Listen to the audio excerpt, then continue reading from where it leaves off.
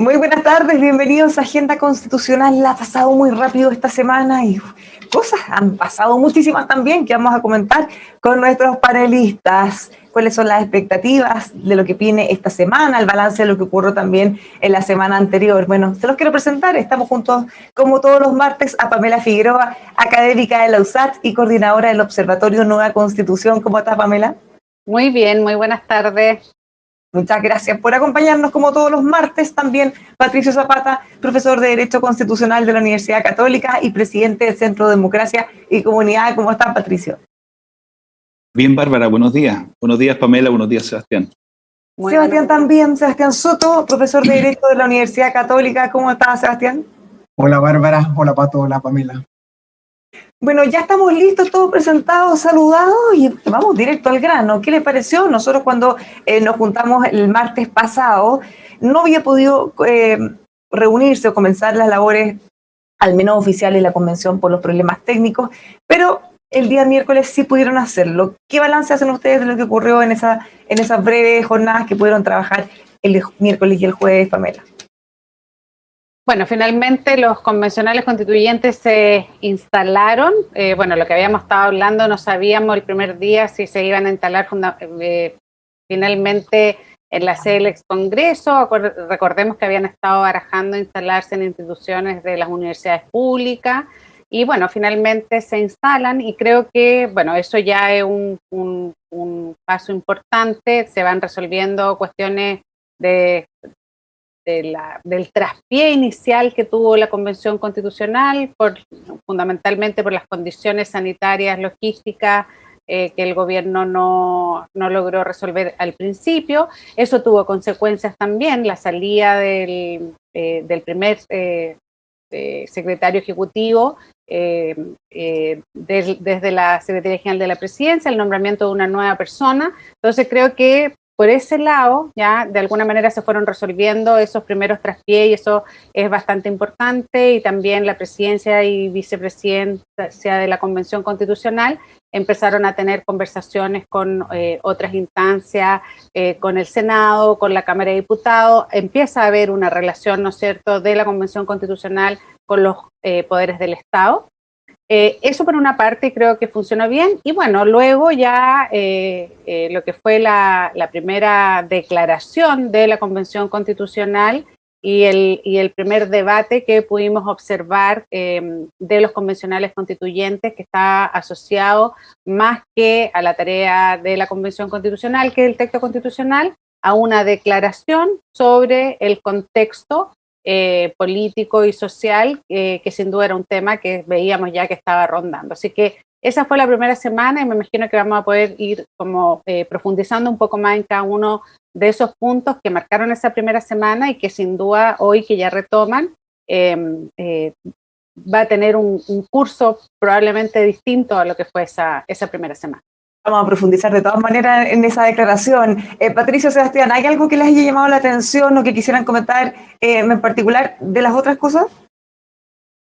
Bueno, yo creo que la declaración requiere mucha reflexión y atención. No sé si entramos de lleno a eso ahora. Entremos de lleno. Podemos hablar en el fondo, forma, cómo se logró con la cantidad de votos que lograron. O sea, tenemos mucho que entrar ahí. Sebastián. Bueno, yo quiero partir con lamentar que en la primera semana de la convención, cuando esperábamos, al menos yo, ya algunas ideas en materia constitucional, esta se haya centrado en la convención por la decisión de sus líderes en una declaración que poco tiene que ver con aquello para lo cual fue convocado. Y bueno, podemos discutir largamente esta cuestión de si la convención podía o no podía hacer lo que hizo. Yo creo que sin duda no debió ni podía hacerlo porque sus funciones están claramente delimitadas, pero más me preocupa, la verdad, algunos gestos o contenidos de esa declaración. Por ejemplo, uno que llama a presos políticos, a personas que están desde el 2001 condenadas o imputadas, es decir, a personas condenadas o imputadas que cometieron actos delictuales bajo gobiernos socialistas, Lagos, Bachelet 1, Bachelet 2, y por cierto también los gobiernos de Piñera 1 y 2, los llama como presos políticos. Entonces yo me pregunto ¿cuál es la reacción de aquellos que colaboraron con ese gobierno?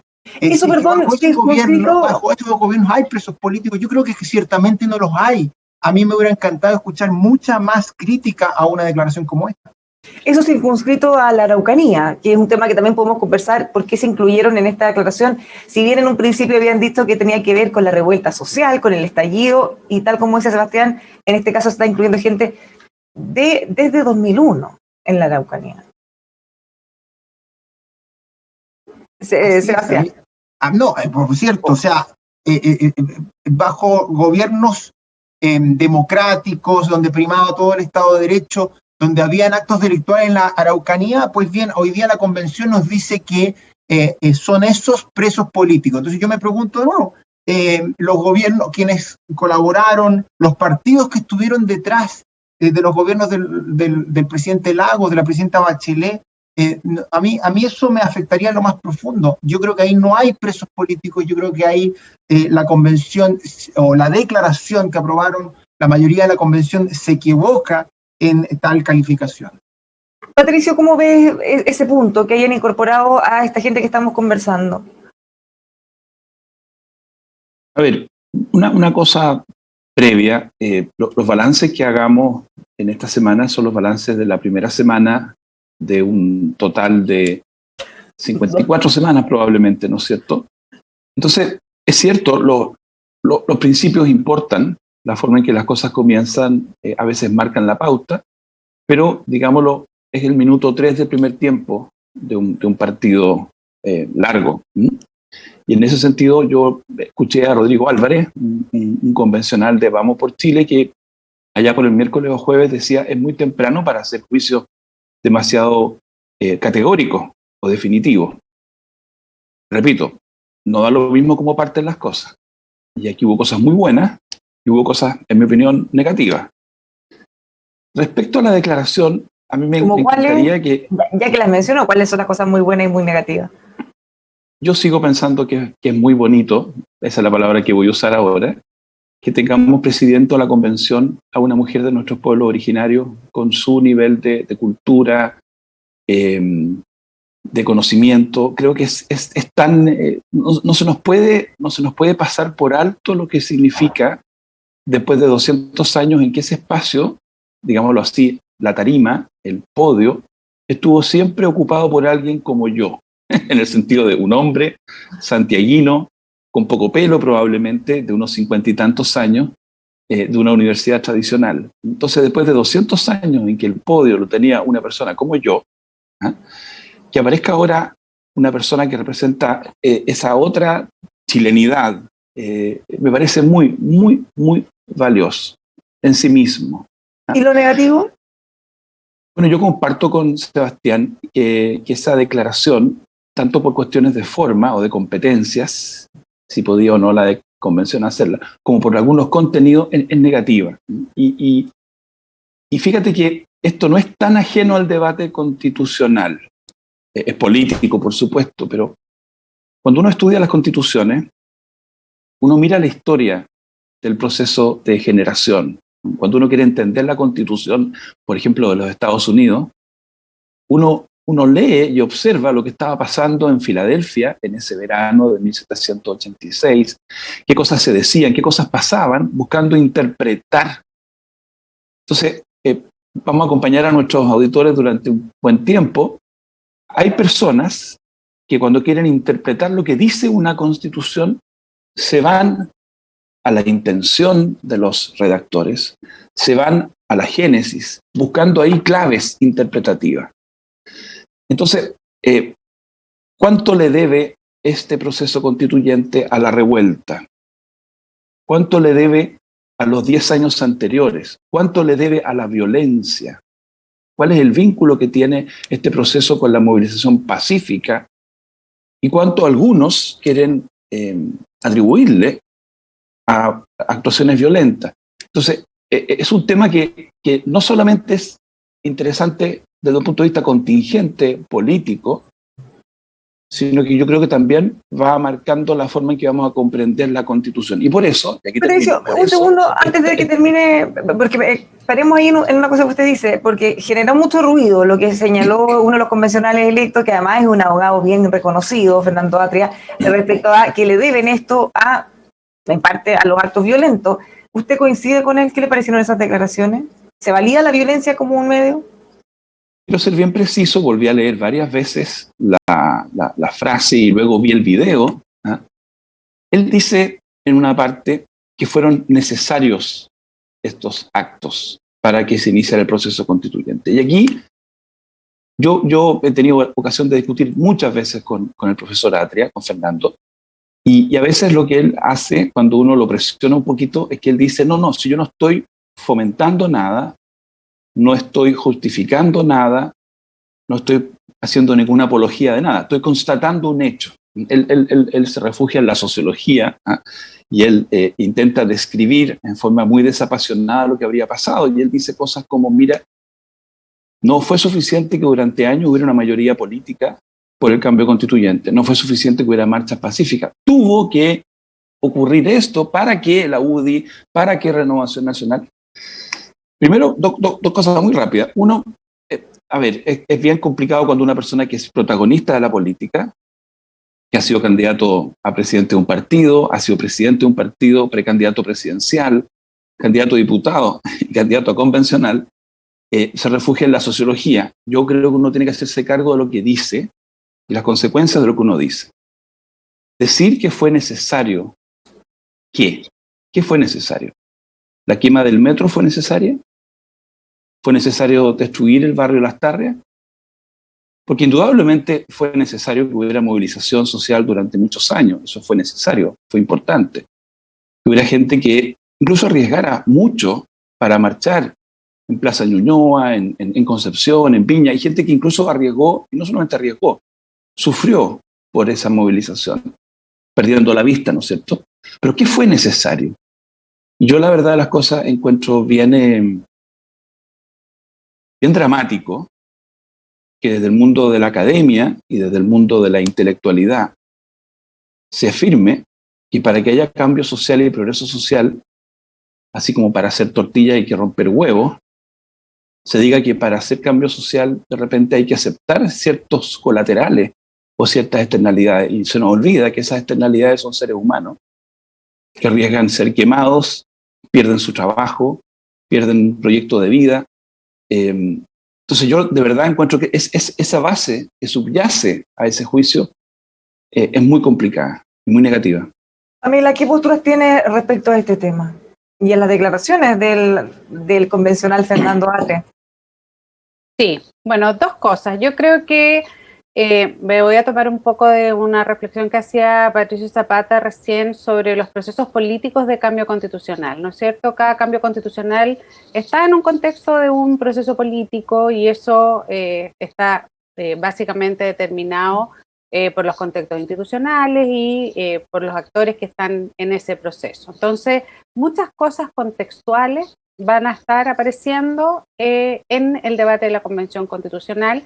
Y yo creo que a medida que la Convención Constitucional se vaya consolidando, ya se vayan reconociendo los convencionales constituyentes, definiendo su reglamento y los contenidos constitucionales, que me parece que es lo relevante, ya muchos aspectos del contexto del proceso político van a ir siendo tomados por los actores políticos, ya los partidos políticos, los movimientos sociales, el Congreso, el gobierno, otros actores. Porque la Convención Constitucional, obviamente que sea en un contexto democrático. Y eso es importante señalarlo porque lo que me parece, ¿ya?, es que había una gran necesidad en la Convención Constitucional de hablar sobre este contexto. ¿Ya? Recordemos que hubo 2 declaraciones, finalmente se vota una, y también la derecha hizo su propia declaración, que no la sometió a votación, pero también hizo su interpretación. ¿Ya? Así es decir, todos los actores, y de hecho en la web de la Convención Constitucional están las 3 declaraciones, son de libre acceso, todos las podemos ver y leer. Entonces creo que ese es un tema que es importante que lo vayan abordando los otros actores políticos del contexto político chileno, porque... Sí, pero Pamela, respecto al origen, dime. Respecto al origen y el rol de la violencia, como decía Patricio, porque quiero ir a ese punto, quiero ir a...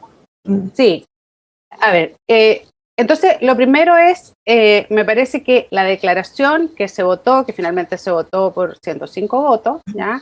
Me parece que es un tema que había mucha necesidad de los convencionales constituyentes de abordar ese tema, ¿ya? Y ahí voy al segundo tema que, bueno, se ha hecho acá énfasis en la declaración de un convencional constituyente, que es el profesor Fernando Atria, que no es cualquiera, que me parece que es uno de los importantes, un académico bien destacado, o sea, tiene es un académico, lo que él diga. Es un académico, pero hoy día es un convencional constituyente. Hay 155 convencionales constituyentes y vamos a ver cómo se van constituyendo también los liderazgos, porque yo creo que no podemos caer nuevamente en personalizar los procesos políticos. Es uno de los graves problemas de la política chilena, la excesiva personalización de los procesos, ¿ya? Entonces eso como que también es importante que hagamos conciencia cuando hacemos análisis, de que no personalicemos todo, ¿ya? Entonces, lo que hace, y ahí creo que también es importante señalar que una cosa son los análisis académicos que ciertas personas pueden hacer o podamos hacer, y otro es cuando tú tienes un rol político, ¿ya? Y que tu opinión, ¿ya? Puede pesar, se interpreta y se da en un contexto de que no solamente tienes que expresar tus análisis académicos, tienes que expresar tus posiciones y a partir de esas posiciones construir acuerdos. Entonces, me parece que el proceso constituyente chileno no se explica, ¿ya? Solo por un evento, ¿ya? Cuando uno tiene una convención constitucional de 155 convencionales, donde hay personas representantes desde el Partido Republicano, ¿ya? Hasta la lista del pueblo, lo que concurre ahí son las distintas tradiciones y actores que se dan en el proceso constituyente chileno. Entonces, si uno quisiera explicar por un solo hecho el proceso constituyente, me parece una visión bastante reducida, ¿ya? Y reduccionista también. Entonces, creo que eso es lo primero que me gustaría decir. En segundo lugar, creo que también pasa algo que uno lo puede ver más contextualmente en la actual convención, que el promedio de edad y el perfil de los convencionales constituyentes es bastante distinto a otros espacios de representación. Ya es una generación nueva, el promedio de edad son 44, 45 años. La mayoría de los convencionales nacieron en democracia, crecieron en democracia y probablemente eso les lleva también a no reconocer todo el proceso histórico que hay en el proceso que estamos viviendo hoy día, ¿ya? Y por eso creo que representa su interpretación de tratar de hacer una relación, ¿no es cierto?, con que el cambio constitucional se podría deber solo a ciertos actos específicos, me parece que es muy reduccionista en términos del proceso que estamos viviendo, porque hay muchas vertientes del cambio constitucional, las protestas que vienen desde hace muchos años, la movilización social pacífica, que fue la gran mayoría, los procesos políticos de avance, ya, porque probablemente los que siempre se opusieron al cambio constitucional, ya, fundamentalmente la UDI, la derecha más cercana a defender su modelo, que es la Constitución del 80 y todo lo que eso implica, fueron cambiando posiciones no solamente por ese acto, ya, de lo que sucede en octubre del 2019, sino que también ahí hubo un cambio de posición más gradual y se fueron abriendo a una democratización porque el país está cambiando, o sea, ya se habían abierto al cambio del sistema electoral binominal y a otros aspectos que se dieron durante el año 2015, participaron en el proceso constituyente del año 2016 con la presidenta Bachelet y creo que son muchas corrientes las que confluyen, ¿ya? Entonces, claro, hay una cuestión teórica, si eso quiero decir, porque hay muchos trabajos, no sé, solamente voy a citar a Robert Dahl, por ejemplo, en su estudio sobre la igualdad política, que señala de qué es lo que hace que las élites, ¿ya? Se abran a cambios estructurales o profundos. Y muchos de esos están asociados a temas emocionales, como por ejemplo el temor, que es algo que trabaja también Marta Nussbaum, otro. Y probablemente si uno quisiera extrapolar esa idea a tratar de justificar la apertura del proceso constituyente, me parece que es una visión muy particular y que no sé si necesariamente representa el sentir o la expresión de la Convención Constitucional. Pamela, una última cosa para cambiarnos de tema. ¿Qué parece que hayan incluido también lo que estábamos mencionando junto a Sebastián, personas que ya han sido condenadas por delitos gravísimos en varios de los casos en la Araucanía, y no en el contexto de la revuelta social, sino que desde 2001?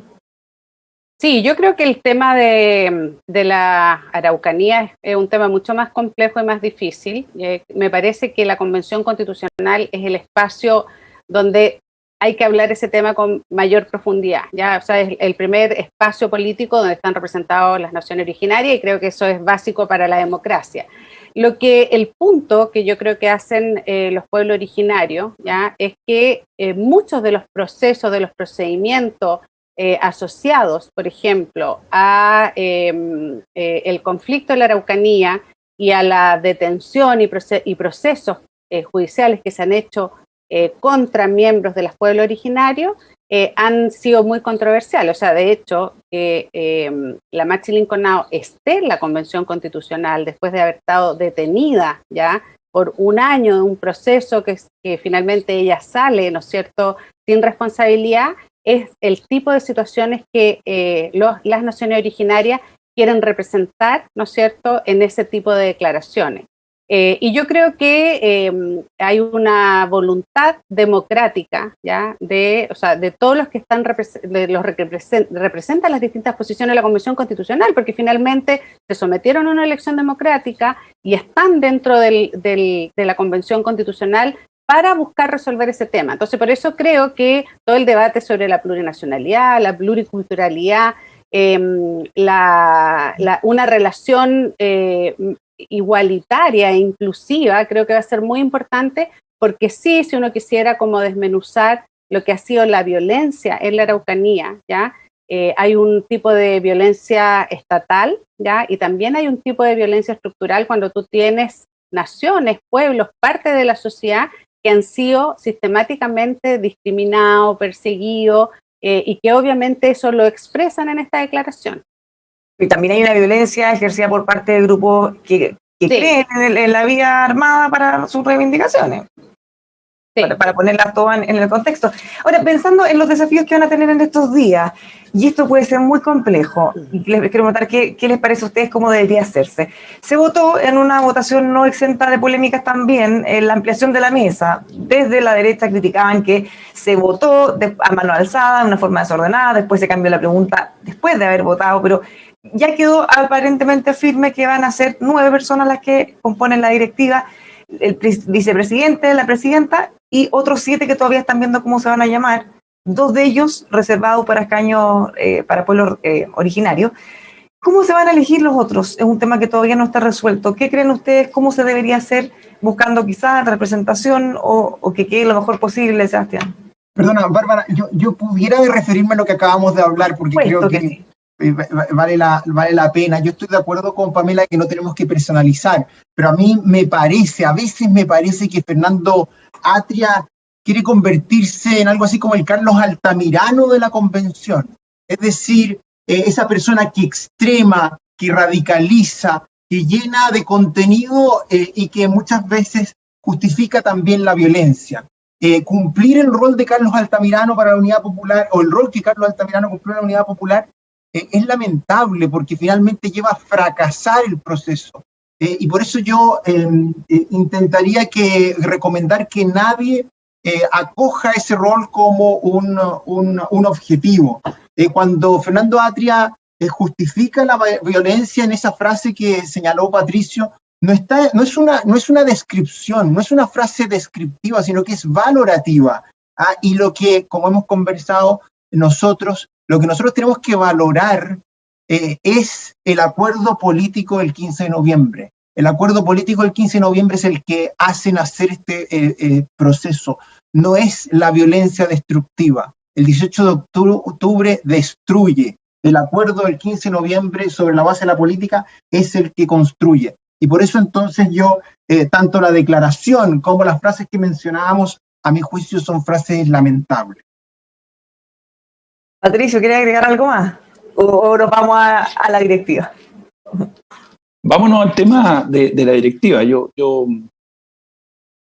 Fíjate que en estas semanas a falta de reglamento, alguien podría pensar que, bueno, se puede hacer cualquier cosa. De hecho, escuché la semana pasada que alguien decía, mira, aquí no hay ninguna arbitrariedad porque no hay ninguna regla. Entonces yo creo que es bueno recordar, y eso en la convención hay más de 70 abogados, si no me equivoco, que la arbitrariedad no es sinónimo de ilegalidad. La arbitrariedad es un actuar poco razonable, un actuar que no tiene fundamento, que responde al capricho o la pura voluntad. De hecho, nosotros usamos el concepto de arbitrariedad justamente para referirnos a actuaciones donde no existe una regla escrita en un código, pero donde pedimos y exigimos que la autoridad que va a tomar la decisión, por ejemplo, escuche primero, se funden en antecedentes serios, de plazos para que los que estén disconformes reclamen. Todo eso es la razonabilidad. Entonces yo confío que aun cuando no haya reglamento en este momento, y probablemente no va a haber reglamento por un par de semanas, sí exista la conciencia del actuar razonable. ¿Y lo ha visto hasta ahora? En general me parece que sí. Yo sé que han habido escaramuzas y episodios en que alguien ha pedido la palabra, ha sentido que no se la han dado. Yo sé que han habido escaramuzas sobre la forma en que se votaron sucesivamente dos mociones distintas. Hay gente que se acerca a la mesa y empieza a cabildear, como se decía antiguamente, para presionar. Yo sé, pero yo no diría que la mesa ha tenido una conducta arbitraria. Creo que han habido errores. El propio Jaime Baza inició la sesión del jueves haciendo una reflexión sobre el error que se había producido al votarse uno de los temas de la ampliación de la mesa, de que no estaba suficientemente claro para los que votaban por qué se estaba votando. Él reconoció, eso va justamente en la línea de la razonabilidad. Es decir, aunque no tengamos reglamento, aunque no tiene un reglamento, uno puede exigir un comportamiento, repito, razonable, un comportamiento que tome en cuenta los derechos de los distintos sujetos que están ahí participando, y por lo tanto, si eso no se cumple, uno puede decir que hay arbitrariedad. Creo que no ha habido una conducta arbitraria general, han habido errores. Y pensando en la elección que van a tener que hacer ahora, que es muy relevante, ¿cómo elegir a esos 7 o al menos a los 5 nuevos vicepresidentes o el cargo que les entreguen? Y es muy importante el mecanismo que se utilice, porque algunos han planteado la posibilidad que se voten 1 a 1, así como se eligió la presidenta y el vicepresidente, y otros han planteado que se vote en una lista o que se elijan a las 5 primeras mayorías. ¿Cómo creen ustedes que debería ser o que podría ser más razonable hacerse, Pamela? Bueno, yo creo que sí, bueno, eso es una materia que tienen que resolver bien los convencionales constituyentes. Hay los distintos sistemas electorales, los distintos mecanismos de elección cumplen distintos objetivos, ¿no es cierto? O sea, si tú votas 1 a 1 y en el fondo vas construyendo transversalmente la mayoría, o si lo haces como por presentación de candidatura y lista. Lo que hemos visto, por lo menos en las votaciones de la semana pasada, es que se han ido como conformando distintos grupos en relación a lo que se quiere ir definiendo, pero más que eso, yo creo que la conversación que los convencionales constituyentes tienen que tener es la ampliación de la mesa, que es un recurso que se usa bastante en grupos diversos. Ya eso se usa en los partidos políticos, se usa en distintos tipos de organizaciones, cuando hay grupos que no están como representados, ¿no es cierto?, en la directiva o en el equipo que toma la decisión, se busca ampliar el espacio para que se incorporen distintos sectores. Y ahí yo creo que la pregunta es, bueno, ¿quiénes se van a incorporar? ¿Cómo se van a incorporar? ¿No es cierto? ¿Qué va a pasar, por ejemplo, con la derecha? ¿Qué va a pasar con los distintos independientes? De los pueblos originarios, ¿no es cierto? Se incorporan 2 espacios más, y son 10 los pueblos originarios representados. ¿Cómo se van a organizar? Creo que esas decisiones son bien importantes. También, por ejemplo, que eso sea paritario, porque hay también transversalmente, las mujeres han estado organizadas y están pidiendo también, ¿no es cierto?, que todo el proceso de decisión sea paritario, que en esos espacios que se generan también estén representadas las mujeres. Entonces, creo que como eso lo vayan resolviendo los convencionales constituyentes es bien importante para los acuerdos y los consensos que ellos van a ir generando en cómo concurren ya a la formación de los acuerdos o de los acuerdos parciales que puedan tener frente a ciertas materias. Y por eso yo al principio me refería como no a personalizar tanto, que es algo que tendemos a hacer, porque creo que hay muchos convencionales constituyentes, muchos y muchas, que no son necesariamente los que más cubre la prensa, que en general, bueno, son siempre el perfil que decía Patricio al principio, ya que son hombres de ciertos grupos, pero hay muchos otros convencionales constituyentes que están con una plena disposición ya a comenzar con el debate constitucional, ya, y que probablemente no están en estas conversaciones tan públicas. Entonces creo que ojalá que el mecanismo que la convención defina esté muy asociada a escuchar todas esas voces, porque yo creo que ese es el ejercicio que es necesario hacer ahora, ¿no es cierto? Que los que no han tenido voz puedan tenerla, porque eso va a ayudar a resolver ciertos problemas que tiene que ver también con la primera declaración, porque la primera declaración, si uno lee los textos, también había mucho de que el que nunca tuvo un espacio como institucional para decir lo que piensa, para expresar la discriminación que ha sufrido, la violencia que ha sufrido, era como es el momento necesario para poder hacerlo. Entonces, mientras el diálogo sea más transversal, más equitativo en términos de los tiempos, de los espacios de planteamiento de distintas posiciones, vamos a ver que la Convención Constitucional va a ir hacia el debate constitucional, que es lo que tenemos que ojalá alcanzar en las próximas semanas. Sebastián, ¿qué tan importante va a ser esta votación como señal también? Porque ya, como decía, hay algunos convencionales. Hoy día, por ejemplo, conversamos con una y ella decía, bueno, si no hay nadie de la derecha en esa mesa, no le daría mayor dramatismo. Claro, pero ella, porque es del otro sector, probablemente. Va a depender demasiado del mecanismo que se elija para la votación, para ver si todos los sectores van a poder estar o no representados ahí. Y además agreguemos otro factor, porque en el caso de los pueblos originarios, ellos ya tienen la presidenta, van a tener 2 escaños más. Entonces, si miramos la representación de ese grupo versus los otros, es evidente que pudieran generarse roces dentro de la convención, con un grupo muy sobre representado y otro totalmente eliminado eventualmente. Sí, de acuerdo. Yo creo que si es que la mesa va a ser como aparenta, va a ser un comité ejecutivo, es decir, una especie de comisión de régimen interno que va tomando decisiones de gestión de la convención, a mí me parece tremendamente razonable que la representación ahí sea proporcional.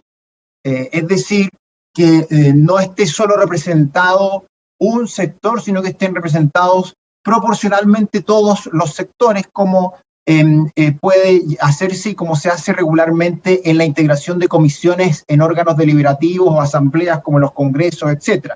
Eso es lo más normal, es lo más democrático, así creo yo debe ocurrir, es decir, una representación proporcional. Y desde esa perspectiva, Bárbara, a mí me sorprende que rompemos regularmente la proporcionalidad cuando se trata de los representantes de pueblos indígenas. Yo no tengo muy claro cómo fue la discusión para llegar a ese número de 2 dentro de 9, si es que no me equivoco, y está bien, yo entiendo que respecto de ellos hay una discriminación positiva, ya lo hemos dicho tantas veces, la votación que ellos obtuvieron, muchos de ellos es muy baja, pero igualmente están ahí por una decisión de discriminación positiva, pero eso tiene que tener algún límite en algún momento, es decir, la proporcionalidad parece ser lo más razonable para integrar este tipo de comisiones o comités ejecutivos. Y termino con una cosa, porque si al final lo que hay es una única voz, que obviamente va a ser la voz de la izquierda más dura, creo yo, en la convención, la que controle la convención, controle la agenda, controle las tablas, controle el debate,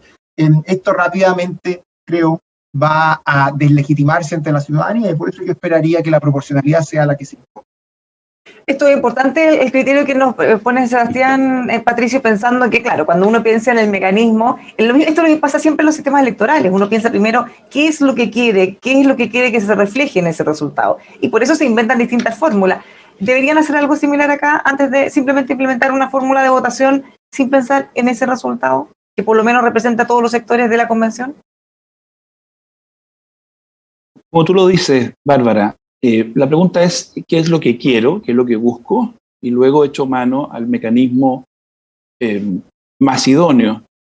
Si lo que se busca es convocar a los distintos sectores, hacerlos solidarios de lo que ocurra, hacerlos partícipes de lo que ocurra, la proporcionalidad es la herramienta, y si uno quiere proporcionalidad, evidentemente no puede hacer 7 votaciones sucesivas en que la mayoría gane la primera, gane la segunda, gane la tercera, y así se quede con todos los cargos. El tema de la minoría política, ahí hay una interesante reflexión que hace uno de los convencionales ayer o anteayer, en que distinguía a las minorías étnicas, las minorías largamente postergadas, de lo que es la minoría política. Y tiene un punto, esto lo dice el convencional Stingo, yo sé que la idea no es personalizar, pero es interesante. Entonces él dice la forma en que tenemos que abordar la existencia de minorías étnicas en Chile o culturales, o minorías largamente postergadas o excluidas, minorías sexuales, por ejemplo. Es distinta, dice él, a la forma en que hay que tratar a las minorías políticas, porque los que perdieron la elección, mañana pueden ganar la elección. En la medida que tengan esa posibilidad, no merecerían una atención tan preferente. Hay un punto ahí, pero ojo, lo que estamos haciendo es una constitución, no una ley. Como es una constitución, uno no quiere anclar toda la legitimidad de la constitución a lo que es la mayoría política de hoy, pura y simple. Porque si algo nos enseña la historia es que la mayoría de políticas van y vienen. Y los que hoy día son triunfadores, ¿no es cierto?, y tienen un gran éxito, en un par de años son minorías acorraladas y avergonzadas. Mientras tengamos democracia en Chile, eso va a ocurrir. Entonces, hoy día, efectivamente, la derecha es minoritaria en la convención y probablemente en la opinión pública. Pero alguien puede decirme que en 10 años más o 5 años más no va a haber un vuelco, digamos. Imagínense usted, en Colombia se hizo una constitución el año 1991 en un momento en que la izquierda era muy fuerte. Los exguerrilleros de Alianza Democrática, un partido liberal muy de izquierda en ese momento, muy progre, y prácticamente había un puñado de conservadores en esa convención. Pero 5 años después estaban eligiendo a Álvaro Uribe, y ahora tienen a Duque. Antes tuvieron a Santos, todos de derecha. Bueno, la muestra más gráfica es que tenemos un presidente de derecha, pese a que no se refleja esa mayoría que lo obtuvo hace no tanto tiempo en la convención. Entonces yo creo que, siendo cierto que evidentemente las definiciones tienen que tomarse por mayoría y hay que hacerse eco de lo que quiere la mayoría, eso es lógico, eso es evidente. Y la mayoría en la convención tiene todo el derecho del mundo para ir poniendo ciertos temas y zanjando ciertas discusiones, no puede haber veto. Eso no es sinónimo de decir, ¿sabe qué más? No me interesa este grupito que es minoría, no es una minoría que merezca ser considerada porque no es históricamente postergada, es simplemente una minoría ideológica transitoria. Es que yo creo que eso no es pensar que esta constitución, es lo que creo yo que ofrecimos al país en octubre cuando se votó el apruebo, es una constitución para los próximos 40 años, por lo menos. Eso significa una constitución que concita lealtades no solamente de los que hoy día somos o son mayoría, sino también de los que hoy día son minoría. Ojalá eso vaya permeando de nuevo por el bien de la nueva constitución. Pamela, cambiándonos un poco de tema, y esto ustedes nos van a poder contar de la experiencia que tuvieron cuando se juntaron a hacer este acuerdo que dio paso con los pisos mínimos en el fondo al proceso constituyente.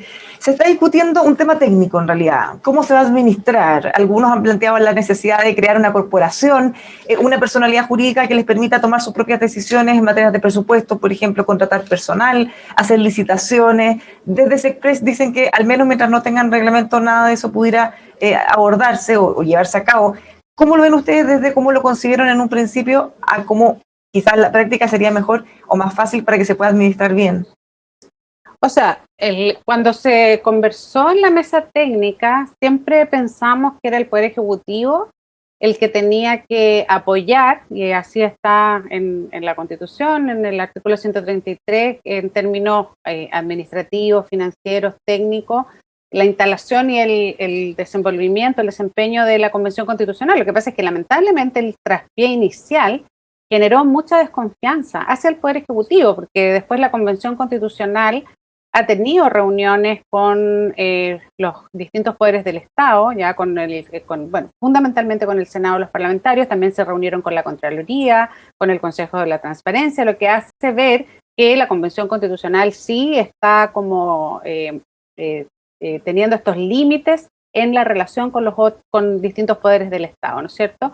Pero me parece que por una cuestión de un traspié inicial comienza a darse todo este debate, cuestión ya que a mí me parece como tal vez puede ser un poco engorroso ya tratar de generar una nueva instancia, porque no todo lo que implica la administración de recursos ya es bastante compleja. Yo creo que lo que habría que hacer tal vez es generar que el Poder Ejecutivo tenga como la deferencia, ¿no es cierto?, de poder trabajar con los convencionales constituyentes en que haya un equipo que les dé garantía y transparencia a todos, que fue lo que no pasó al principio.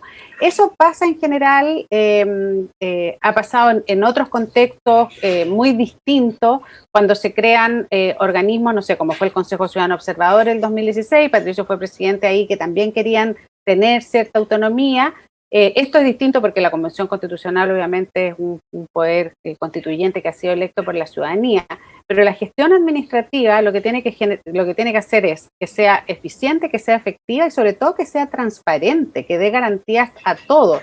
Porque sí, claro, ahí hay mucho cuestionamiento, no solamente de la cosa logística, práctica, sino también, por ejemplo, de la cantidad de recursos que han sido destinados para distintos aspectos del desarrollo de la Convención Constitucional.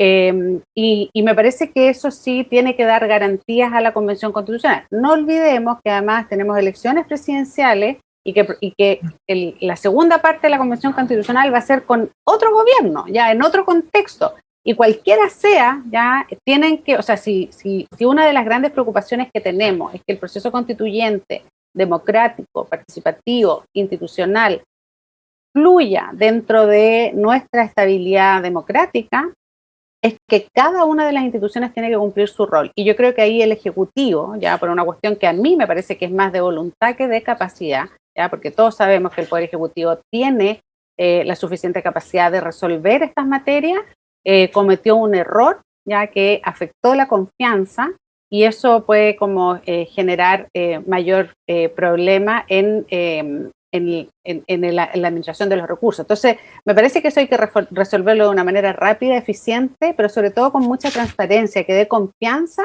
a los convencionales constituyentes y eso también se va a ir viendo en distintos aspectos.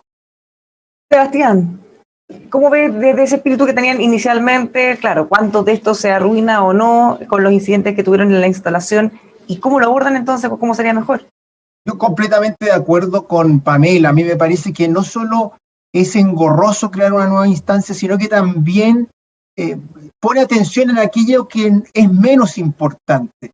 La cuestión administrativa es fundamental, no cabe ninguna duda, pero la forma que hoy día está pensado, es decir, que el Poder Ejecutivo, la SECPRES, ponga a disposición los equipos administrativos para que lleven adelante las decisiones de la convención, es, a mi juicio, la forma más eficiente. De lo contrario, la convención tendría que armar una división de administración y finanzas que con personal pague sueldos, llame licitaciones. Lo más razonable es que la mesa y el comité ejecutivo o los órganos directivos de la convención traslade a la Secretaría General de la Presidencia sus decisiones administrativas, sus necesidades, sus prioridades, y que la forma de llevarle adelante sea a través de la gestión administrativa del Ejecutivo. No veo que sea necesario hoy día discutir esas formalidades. Hoy día lo que la Convención requiere es pronto discutir las cuestiones constitucionales importantes. Y quiero agregar una cosa más. También la reforma constitucional trae el comité de asignaciones. Eso es también una decisión muy importante que va a ser, me imagino, prontamente tomada y que va a permitir, una vez más, que la cuestión administrativa también esté próxima a la convención, en este caso a través de este comité de asignaciones que integrarán personas que la propia convención designe. Por lo tanto, yo veo que lo administrativo, lo importante es poner en marcha pronto esto y olvidar lo que ha ocurrido. Patricio, ¿está de acuerdo con Pamela y Sebastián o algún matiz o algo que agregar? No, yo estoy fundamentalmente de acuerdo. La tarea de la convención es la deliberación. La deliberación es una actividad que tiene una especificidad, 155 libres e iguales, dialogan, se escuchan, resuelven. La tarea administrativa es agotadora, intensa, compleja. Entonces yo creo que sería distraer tiempo, recursos, que la convención creara un ente interno para hacerse cargo de los sueldos, de las asignaciones, de los viáticos, de los computadores. No le veo ningún sentido. Ahora, el gobierno debiera hacer sus mejores esfuerzos, este y el próximo, en términos de facilitarle la vida a la convención. Ahora tiene un desafío Catalina Parot, ya no nos metamos en por qué la nombraron a ella está a cargo de esto. Ella tendrá que usar toda su capacidad, todo su talento en tener una relación fluida, una relación de mucho respeto, de servicio a la convención, al servicio de la convención. Es una tarea compleja porque ella va a tener en el fondo dos señores. Ella sigue siendo parte de la administración del Estado, Sebastián Piñera es su jefe, pero yo esperaría que ella fuera capaz al mismo tiempo de ponerse al servicio de la convención en forma muy eficiente y solícita, de manera de cerrar ese flanco. Y no sigamos hablando más de ese tipo de problemas y nos concentremos en la deliberación constitucional.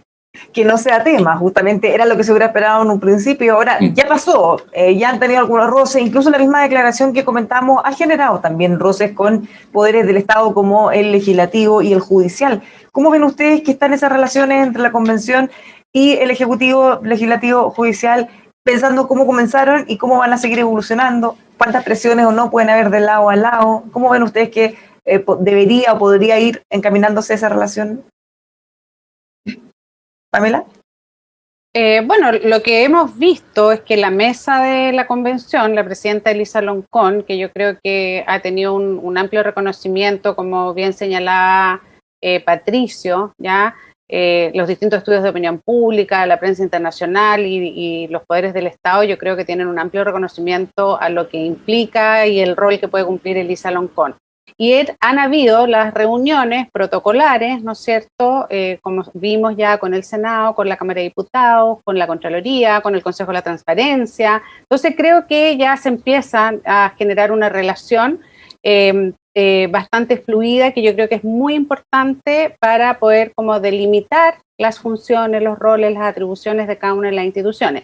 El problema con el Poder Ejecutivo creo que fue muy complejo, muy grave, ya lo analizamos, yo creo que es importante que eso se cierre, pero la única posibilidad de que eso suceda, ¿ya?, es uno, la responsabilidad y voluntad política del Poder Ejecutivo, pero también que los otros poderes, no sé, que el Congreso o los otros actores como los partidos políticos y puedan ir como haciendo su rol en el fondo, que es de control, supervisión, relación, de que esas tareas se vayan cumpliendo, ¿ya? O sea, si vamos a estar poniendo como complicaciones o piedra en el camino por si se compró o no el computador, si hay wifi, si compraron los pasajes para que vengan los convencionales, creo que es una manera muy torpe, ya una manera política muy torpe de dificultar un trabajo que todos esperamos que funcione. Ya eso se tiene que, lo tienen que demostrar, lamentablemente, porque lo que pasó al principio fue un traspié muy complejo, bochorno para el gobierno y generó muchas más complicaciones. Entonces me parece que eso, llevamos muy pocos días, eso es cierto, estamos comenzando, una vez que ya se establezca probablemente el reglamento y el trabajo de la convención, también vamos a ir viendo cómo esa relación se da. Pero me parece que hasta el momento el principal roce de la convención fue con el Poder Ejecutivo por las razones de la instalación, y eso generó mucha desconfianza. Entonces me parece que ahí hay un punto a resolver más adelante. Sebastián. Bueno, la declaración que hemos conversado, la verdad es que le fija una serie de metas explícitas o implícitas a otros poderes del Estado, y yo en eso creo que la relación no es particularmente deferente por parte de la Convención. Toda convención constitucional va a tener una relación con los poderes constituidos porque, entre otras cosas, también va a fijar algunas de las reglas constitucionales que más adelante van a regir a esos poderes constituidos, pero como partimos, me parece que no es la mejor noticia. Por ejemplo, la convención en su declaración parte cuestionando al Ministerio Público por las acusaciones vinculadas con todas estas las personas que quieren amnistiar. Luego cuestiona al Poder Judicial por los juicios y califica que hay una falta de debido proceso. Y luego más adelante le fija al Poder Legislativo una cierta agenda. Yo ahí no veo gran deferencia por parte de la convención y yo esperaría que esta primera declaración quede ya superada prontamente, que ojalá quede en el olvido, pero que no sigan desde la convención presionando a los otros poderes en el ejercicio de sus propias atribuciones. Eso es lo que yo esperaría hacia adelante. Patricio. Sí, mira, yo esperaría también que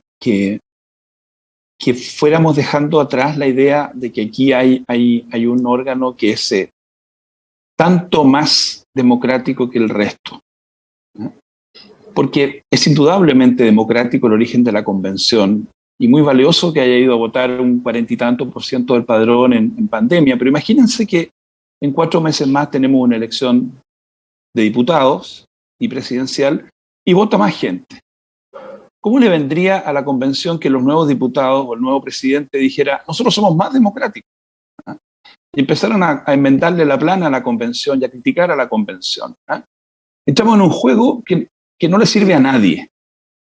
La convención tiene impecables credenciales democráticas, tiene además la virtud, para mí es una virtud, de la paridad de los escaños reservados, pero no debería seguir perdiendo tiempo, en mi opinión, entrar a cuestionar las credenciales de los otros poderes del Estado. Tiene la tarea preciosa de hacer los cambios que haya que hacer.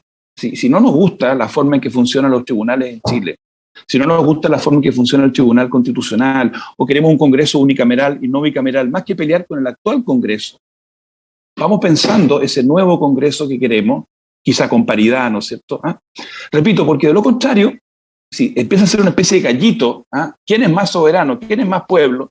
Yo les digo, en 4 meses más, es probable que vote más gente para elegir la nueva Cámara de Diputados, más que el 42%. Y vamos a tener un presidente. ¿Y qué parecería si el presidente dijera al día siguiente de asumir en marzo del próximo año, yo soy el soberano? Esta convención elegida hace un año, no. Yo creo que es una competencia que no lleva a ninguna parte. Así que convención a la deliberación constitucional lo antes posible, y que los demás órganos del Estado sean solícitos, deferentes, escuchen lo que haya que escuchar y hagan su trabajo, porque el país no se paraliza. O sea, los fiscales tienen que seguir investigando, los jueces tienen que dictar sentencias, los legisladores tienen que sacar una reforma, aunque sea una reforma chiquitita de pensiones. En fin, el país tiene que seguir funcionando. ¿Qué le parecieron las declaraciones del expresidente de Uruguay a propósito de estos ruidos y problemas que se generaron en un inicio? Él señala, Pepe Mujica, que tiene temor de que esto termine siendo una bolsa de gato. ¿Le hace algún sentido? ¿No? ¿Existe un temor más generalizado que pueda pasar una cosa como esa? ¿O en realidad es una cosa muy particular, Pamela? O sea, yo creo que la declaración y el análisis que hace el expresidente de Uruguay, Pepe Mujica, es más como de advertencia que de constatación. Ya él dice, espero que esto no suceda, porque ha pasado a veces en otras instancias similares, donde por poner cada uno sus agendas personales y coyunturales, se avanza poco, ¿no es cierto?, en la construcción del proyecto constitucional de futuro, que creo que es en lo que estamos hoy día y lo que la mayoría de las personas que votaron y eligieron a los convencionales están en ese punto. Así que me parece una advertencia acertada. Yo creo que el presidente Mujica es un gran demócrata, creo que también fue un líder que en su país mostró la importancia de los valores democráticos, ¿no es cierto?, de la construcción de mayorías, de la inclusión, y por eso las características de la Convención Constitucional, más allá de las dificultades que se han generado y que se pueden generar, lo que Patricio decía al principio, esto tan bonito, ¿no es cierto?, de que sea paritario, de que tengamos escaños reservados para las naciones originarias de Chile, es un espacio democrático, ¿ya? Y eso es importante porque de una manera institucional y democrática se pudieron sentar en la misma mesa personas que en Chile no se encuentran, ¿ya? Porque uno de las grandes problemas de la construcción de la sociedad chilena de largo tiempo, no solamente en los últimos años, es que somos una sociedad muy segregada, ¿ya? Entonces, por eso a mí me parece que al principio, en este encuentro de personas tan distintas, ¿ya? Que compartimos un territorio, una nación y distintas naciones, pero no nos encontramos nunca, se iba a dar esto, de que cada uno como que dijera las cosas. Y creo que la manera más importante y muy simbólica de cómo eso se va resolviendo fue el día de la instalación, porque nosotros mucho hablamos de Carmen Gloria Valladares, de la República, de las instituciones, se ha valorado mucho el tema de la labor pública, ¿no es cierto?, de los funcionarios públicos, y después en múltiples entrevistas que ella dio, ¿ya? Un poco hacía referencia a eso, de que incluso con las personas que primero le reclamaron así como muy firmemente que pare la sesión, después ella había como conversado y ella decía, bueno, me di cuenta que todos querían decir cosas que no se habían podido decir durante mucho tiempo. Entonces, si nosotros logramos, y creo que ese es el desafío como no solo de la convención, sino creo que de la sociedad chilena en este periodo, es poner los valores democráticos sobre, ¿ya?, las diferencias. Y eso significa tener disposición al diálogo, ¿ya? Y por eso es no atrincherarse en las posiciones de cada uno, sino ir con las ideas propias a escuchar a los otros y construir sobre eso, ¿ya? Creo que es muy importante. Y esos principios se van a tener que ir reflejando en todo lo que hemos hablado, en la elección de las vicepresidencias, en cómo se elige, si se incluyen todos, si no se incluyen, los espacios que van a ser paritarios, el tema de los pueblos indígenas, que ahí me gustaría como hacer un punto, porque se dicen van a estar sobrerepresentados. No van a estar sobrerepresentados, los pueblos indígenas nunca han estado. O sea, son el 12% de la población, la ley que incorpora los escaños reservados más o menos traduce eso, pero también tenemos que reconocer que son 10 pueblos originarios, ¿ya? No es que cuando uno dice 3, es como tú lo pones todo en un mismo grupo. Son 10 pueblos con distintas tradiciones, con distintos formatos. También dentro de los 10 pueblos hay algunos que tienen mayor representación que otros. Entonces, todas esas cosas vamos a tener que ir aprendiendo a cómo se van incorporando en el debate. Y porque, claro, si hablamos de sobrerepresentación, también podríamos hablar del sistema electoral binominal, que sobrerepresentó a una minoría por mucho tiempo. Entonces, creo que lo que hay que ir haciendo es, estamos avanzando, estamos democratizando el país, y eso necesita un tiempo, necesita un ritmo y sobre todo necesita un compromiso y una voluntad democrática. Sebastián y Patricio, y le digo para allá, para cerrar, sus expectativas también de lo que ocurran en estos días, qué cosas concretas ojalá pudieran desarrollarse, Sebastián. Oye, yo solo llamar la atención sobre la entrevista de Pepe Mujica, que es el tono, es la humildad, es la idea de plantearse sin conflicto, sino que intentando convocar, tan distinto a muchos tonos que vemos hoy día. Y respecto a la frase que tú decías, Bárbara, es interesante cómo lo plantea él, porque él dice que tiene temor de que se transforme una bolsa de gatos, no porque vaya a replicar lo que pasó el domingo cuando hubo tanto problema, sino que porque luego dice una cosa así como, porque no se le puede pedir a la Constitución que solucione todas las penurias de un país. Es decir, tiene una idea de constitución muy clara, como un plan, como un camino. Yo valoro mucho esa entrevista, su tono, su llamado a la inversión, a preocuparse de la economía, a mí me gustó mucho. Finalmente, Patricio, para cerrar, nos despedimos. Mira, veamos, sigamos mirando con interés, con atención. Yo tengo mucha expectativa de que esta semana puedan entrar a discutir bien sobre el funcionamiento. Vamos a seguir teniendo desafíos mayores. Lo que ocurrió, ¿no es cierto?, en el sur el viernes pasado, el sábado a la madrugada, es una cuestión difícil y vamos a seguir teniendo episodios como ese, trágicos, ¿eh? un trabajador forestal que está agónico, digamos, un joven de la CAM muerto. ¿Ah? Todos esos hechos van a seguir estando ahí y van a ser un estrés, una presión sobre la convención, sobre la tranquilidad que se necesita. No, vuelvo a decirlo, no va a ser sencillo tener esa conversación porque tenemos esos problemas y muchos otros y vamos a seguir teniéndolos. Así que espero que haya mucho más tranquilidad esta semana. Nadie dijo que iba a ser fácil, pues. Esto lo vamos a estar viendo. Y por supuesto, el próximo martes nos vamos a reunir nuevamente para ver qué ocurrió en toda esta semana. Muchísimas gracias, Pamela, Patricio y Sebastián, por habernos acompañado, como siempre, aquí en Agenda Constitucional. Muchas gracias. Muchas gracias a los tres, que tengan una buena semana. A todos quienes nos están acompañando, la invitación, por supuesto, es que sigan junto a nosotros. Si bien nos volvemos a encontrar el próximo martes, en EMOL estamos día a día llevando todos los detalles de lo que ocurra, así que nos encontramos aquí nuevamente el próximo martes a las 12 en Agenda Constitucional.